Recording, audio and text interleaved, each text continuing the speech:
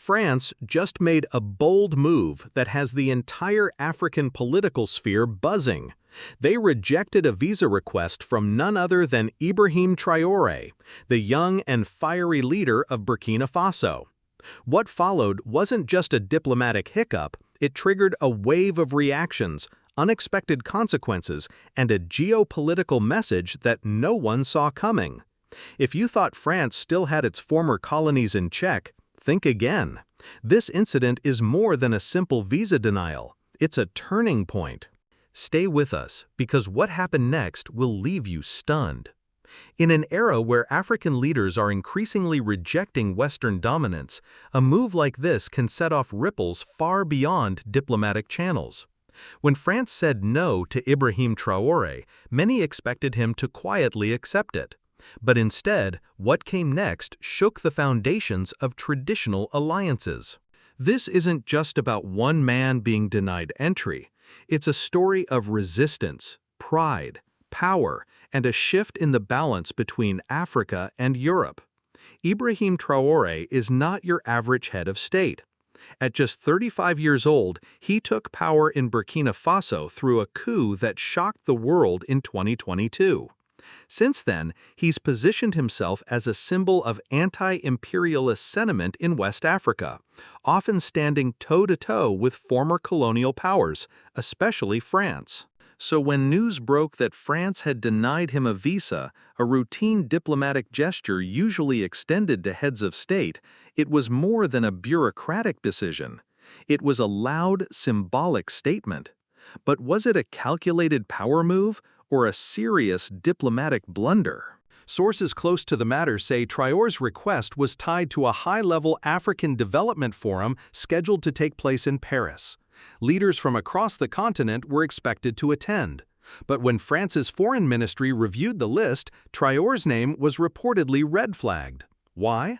According to insiders, French authorities cited security concerns and diplomatic inconsistencies due to the transitional nature of his military-led government. But here's where it gets interesting. Other leaders from similarly structured transitional governments were granted entry. So why single out Traoré? Analysts believe the answer lies in the deepening divide between France and the new wave of Pan-African leaders. Since taking office, Traoré has openly criticized France's role in Burkina Faso and the Sahel region. He expelled French troops, canceled military agreements, and reoriented the country's foreign policy toward Russia and other non-Western powers. He's even appeared in public wearing military fatigues and speaking directly to young Burkinabe citizens, urging them to take pride in their sovereignty and reject neo-colonial influence.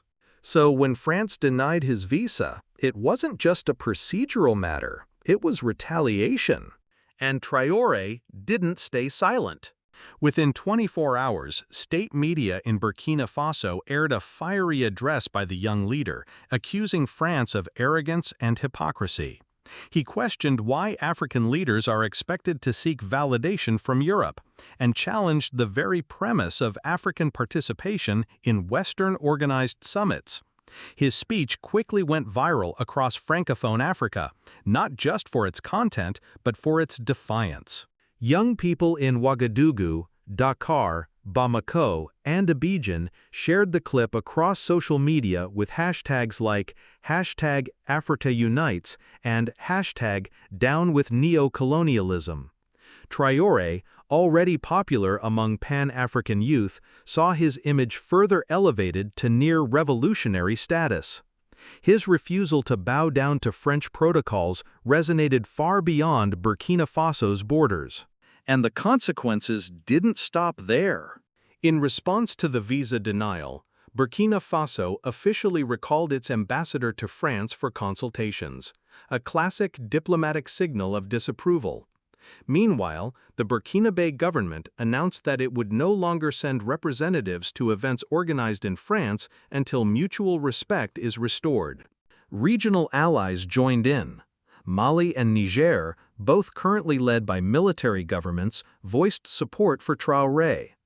The three countries, now known collectively as the Alliance of Sahel States, released a joint statement condemning what they called selective diplomacy and warning France against undermining the sovereignty of African nations. France, on the other hand, seemed caught off guard by the intensity of the backlash. The Foreign Ministry issued a brief and lukewarm statement saying that visa decisions are confidential and made on a case-by-case basis. But the damage had already been done. In just a few days, France's attempt to isolate one leader had ignited a wider pan-African movement, one that questions the legitimacy of French involvement in African affairs altogether. And here's where the story takes an even more surprising turn. Instead of attending the Paris summit, Traoré received a personal invitation from the Russian government to visit Moscow for a separate economic conference, an event that, coincidentally, took place the same week. He accepted. Photos of Traoré shaking hands with Russian officials and signing cooperation agreements flooded African media, sending a clear message: Burkina Faso doesn't need France to shape its future. Some critics argue that shifting toward Russia is just trading one foreign power for another. But for many in the region, it's about choice, and the right to make that choice without interference.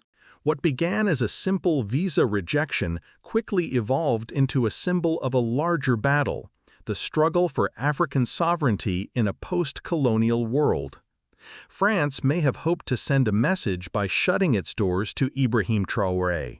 Instead, it amplified his voice and gave him a platform far larger than any Parisian summit could offer. So now the world is watching. Will France double down and continue trying to marginalize leaders like Traoré? Or will it recognize the shifting tides in West Africa and adapt its strategy? One thing is clear: Africa's younger generation is no longer asking for permission, they're demanding respect. And with each bold move, leaders like Ibrahim Traoré are rewriting the rules of engagement. What started with a rejected visa may just be the beginning of a new era. If you found this story as eye-opening as we did, don't forget to like, subscribe, and share your thoughts in the comments. Do you think France went too far, or was it justified? And is Traoré a hero of African resistance, or playing a dangerous game? Let us know what you think, and stay tuned for more stories that uncover the untold truths shaping our world.